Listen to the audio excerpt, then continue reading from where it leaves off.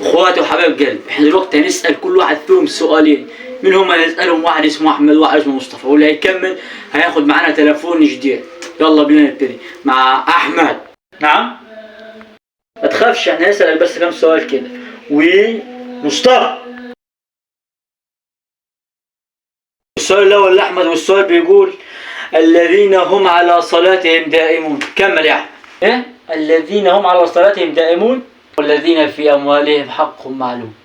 صح فعلا يا احمد، وصدق الله العظيم، اجابتك صحيحه. والان مع مصطفى، والايه الكريمه بتقول: وزكريا اذ نادى ربه نداء خفيا. كمل يا مصطفى. ايه؟ وزكريا اذ نادى ربه نداء خفيا. انا فاكرها، سوره مريم دي انا فاكرها. ايوه، قال ربي انصرني. ايه ده؟ ما نسيتها يا اسطى، معلش انا اسف. ليه يا احمد يا ابني كده؟ انت ليه انت مش حافظ قرانك؟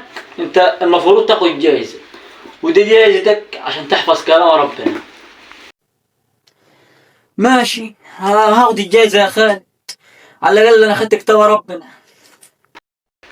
اما انت يا احمد يا ابني انك حافظ كتاب ربنا، الجايزه البسيطه دي مني ليك. التليفون هو صح مش ايفون، بس جايزه بسيطه من اخوك خالد. والله شكرا اخويا خالد على الهديه البسيطه ديت، وان شاء الله اشرفك في مسابقات كتير اكتر من كده. يا رب يكون الفيديو عجبكم، وسلام.